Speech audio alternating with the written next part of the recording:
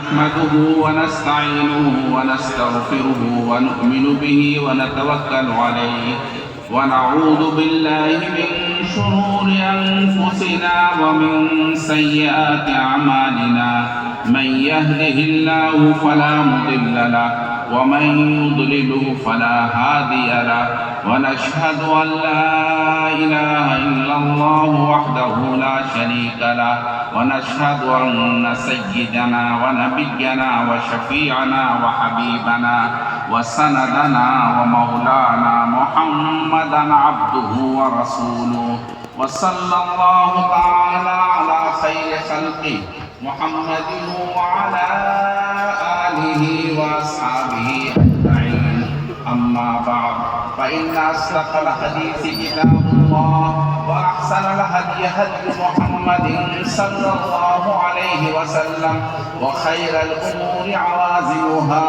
وشر الأمور محدثاتها وكل محدثة بدعة وكل بدعة ضلالة وكل ضلالة في النار.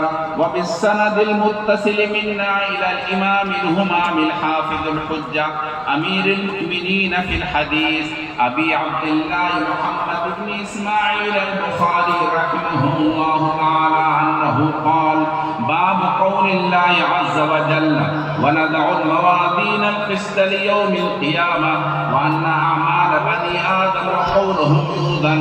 وقال مجاهد: القسطاس والعدل بالرومية، ويقال القسط مصدر مقسط وهو العادل، وأما القاسط فهو الجائر. وبه قال حدثنا أحمد بن إسحاق قال حدثنا محمد بن فضيل عن عمارة بن القعقاع عن أبي زرعة عن أبي هريرة رضي الله تعالى عنه أنه قال: قال النبي صلى الله عليه وسلم: كلمتان حبيبتان إلى الرحمن خفيفتان على اللسان ثقيلتان في الميزان. अगला जुमला सब पढ़िए मेरे साथ।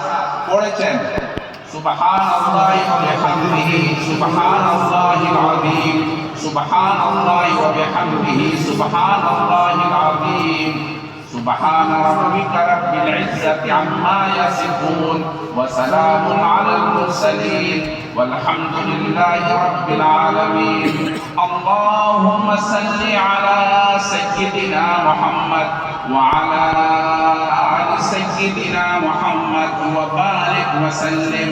اللهم صل على سيدنا محمد وعلى آل سيدنا محمد وبارك وسلم.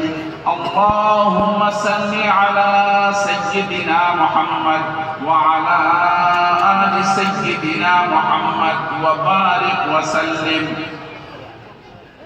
معزز علماء